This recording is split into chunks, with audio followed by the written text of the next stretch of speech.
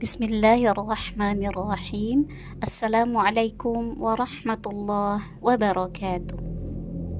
Alhamdulillahirabbil alamin. Assalatu wassalamu ala asyrafil anbiya'i wal mursalin wa ala alihi wa sahbihi ajma'in. Baiklah, pada kesempatan kali ini saya akan mencoba untuk menjelaskan mengenai metodologi tafsir fi Dhilalil Quran karya Sayyid Qutb. Sebelum masuk kepada metodologinya, saya akan menyampaikan secara ringkas tentang biografi dari Sayyid Qutb. Sayyid Qutb bernama lengkap Sayyid Qutb Ibrahim Husain Syadzili, yang lahir di Desa Musya, Provinsi Asyut, Mesir, pada tanggal 9 Oktober 1906. Jadi semasa kanak-kanak, Sayyid Qutb memperoleh pendidikan di kampungnya. Dia tinggal dan tumbuh di keluarga yang mencintai Al-Quran dan mencintai dunia pendidikan. Dan pada masa anak-anak ini, Sayyid Qutb sudah menampakkan kecerdasannya.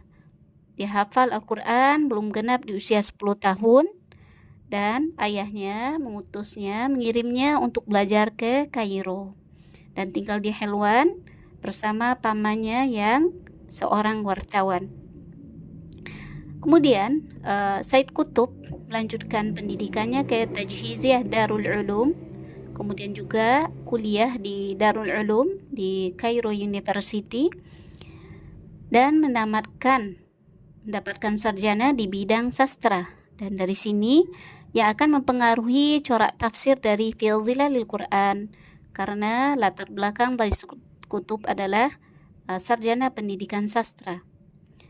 Kemudian setelah Sayyid Qutb menamatkan pendidikannya di Darul Ulum, dia bekerja di Muraqib, kemudian mendapatkan kesempatan untuk belajar ke Amerika dan mendapatkan pendidikan di 3 universitas, ya, antaranya adalah Wilson Teaching College di Washington, Greeley College di Colorado, Stanford University di California.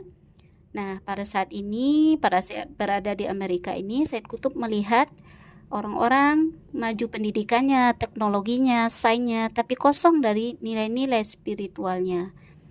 Dan pada saat ini terjadi perubahan paradigma pada Sayyid Qutb. Dia melihat di sana orang berpesta pora, ternyata karena kematian dari Hasan al-Banna. Dari sini Sayyid Qutb pelajari tentang Hasan al-Banna dan tentang Jamaah Ikhwanul Muslimin. Dan sekembalinya ke Mesir, Sayyid Qutb bergabung dengan Jamaah Ikhwanul Muslimin. Kemudian yang mana Mesir ketika itu mengalami kekacauan politik, ya. Jadi ada inqilab, ya, kudeta yang mana Mesir ini 2 kali mengalami inqilab, yaitu Jamal Abdel Nasser, kemudian juga pada pemerintahan Mursi yang dikudeta oleh As-Sisi, ya, tahun 2011. Jadi Sayyid Qutb ini dituduh gitu, ya, melakukan berkompromi gitu, ya, untuk menggulingkan pemerintah Jamal Abdel Nasser. Jadi dia ditangkap dan dieksekusi mati di mahkamah militer. Jadi sebelum dihukum mati itu ditawarkan, ya. Jadi ada yang datang ke tempat Sayyid Qutb tersebut. Kalau di Mesir, kalau ada orang yang akan dihukum mati, datanglah petugasnya, ya, yang akan mentalkinkan sebelum dieksekusi mati. Tetapi sebelum itu dia menawarkan Sayyid Qutb untuk menulis tanda tangan permintaan maaf dan nanti tidak akan jadi dieksekusi. Tetapi Sayyid Qutb tidak mau taat kepada rezim dan tetap pada keteguhan dari pemikirannya, pendapatnya, dan dia akhirnya dihukum mati, ya, pada 29 Agustus 1966. Dan Sayyid Qutb ini sebenarnya sudah beberapa kali masuk penjara dan sebenarnya sudah keluar juga atas permintaan dari Presiden Irak waktu itu, ya. Kemudian untuk metode tafsir fi Dhilalil Quran, Ini metodenya tahlili, kemudian coraknya adabi ijtimai, dan berdasarkan sumbernya itu adalah tafsir bil ra'yi. Insyaallah saya akan menjelaskan secara terperinci satu persatu. Jadi berdasarkan penulisannya, metode tafsir fil dhilal Quran ini metode tahlili, melakukan penafsiran mulai dari surat Al-Fatihah dan diakhiri dengan surah An-Nas, yaitu tertib al-mushaf, bukan berdasarkan kronologi turunnya ayat atau tertib an-nuzul. Kita lihat ya contohnya itu ada tafsir surah Al-Fatihah, kemudian itu pada jilid yang terakhir itu jilid 6 ya surat An-Nas ya, di setiap jilidnya itu kira-kira 600 halaman. Kemudian corak tafsirnya corak adabi ijtimai, yang mana mengkolaborasikan nilai-nilai sastra dan nilai-nilai kemasyarakatan. Selain itu, tafsir ini juga bentuk respon dari sistem pemerintahan yang dianggapnya jauh dari nilai-nilai spiritual. Dan corak tafsir fil dhilal ini adabi ijtimai juga dipengaruhi oleh latar belakang Said Qutb yang merupakan seorang sastrawan, sehingga beliau merasakan ya keindahan bahasa serta nilai yang dibawa oleh Al-Quran, memang kaya dengan gaya bahasa yang sangat tinggi. Jadi tafsir ini ditulis di penjara bawah tanah yang sempit, yang mana cahayanya masuk dari celah-celah jendelanya gitu ya. Tetapi dari tempat yang sempit di bawah tanah ini dihasilkanlah karya yang sangat indah bahasanya, yaitu fil dhilalil Quran, dengan taufik dari Allah Subhanahu wa taala. Karena aslinya tidak boleh menulis di dalam penjara ya, peraturannya tidak boleh menulis dalam penjara, tetapi karena Said Qutb sudah mengadakan kontrak dengan penerbit dari tafsir ini, sehingga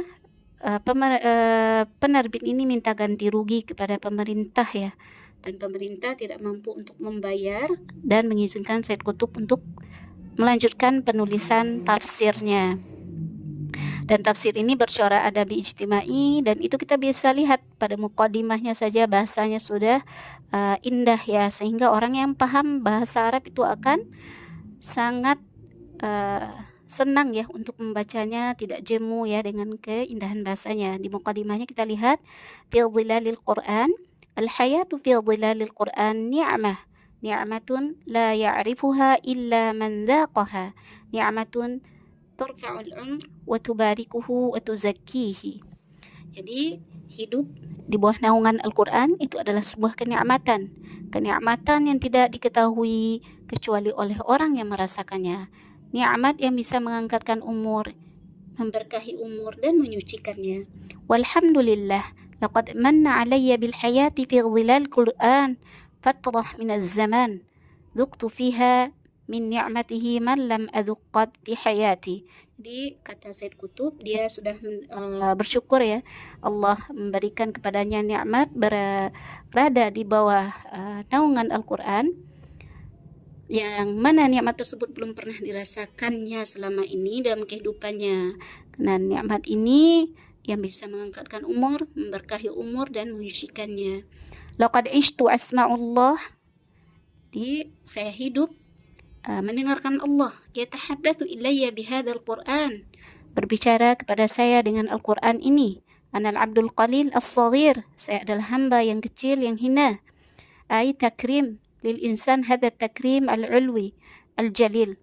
Jadi dia merasa dia adalah seorang hamba yang kecil yang hina, jadi Allah memuliakan manusia dengan Al-Quran gitu ya, hidup di bawah naungan Al-Quran.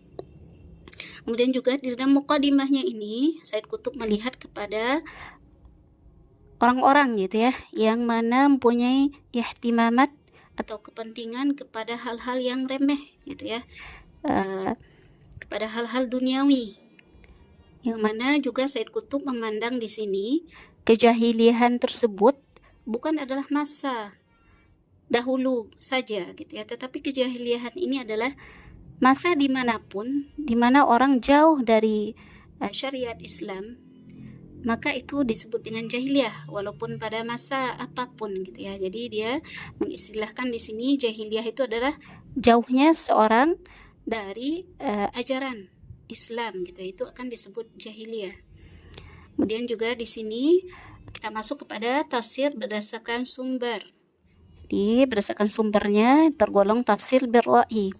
Jadi tafsir fi zilal Quran ini juga mengambil sumber dari Al-Quran, dari sunnah, dari perkataan sahabat, tetapi lebih didominasi oleh ra'i atau pemikiran, akal, rasio. Ini beberapa alasannya. Yang pertama adalah secara statistik melihat penafsiran Said Qutb ini lebih didominasi menafsirkan ayat dengan pemikiran. Jadi melihat kondisi umat gitu ya. Jadi ini menjadi ciri tafsir birra'i dengan penggunaan nalar, konteks sosial dan pemikiran mufassir. Alasan keduanya adalah minimnya di dalam tafsir ini kutipan sanad gitu ya. Kemudian yang ketiga, suasana penulisan tafsir ini di dalam penjara, di dalam tekanan pemerintah, dan ini banyaknya dari khawatir ya, khawatir kata Said Qutb di mukadimahnya itu, dan juga dari pemikiran-pemikiran dari Qutb. Kemudian ini di antara contohnya surah Al-Fajr ayat 27 sampai 30.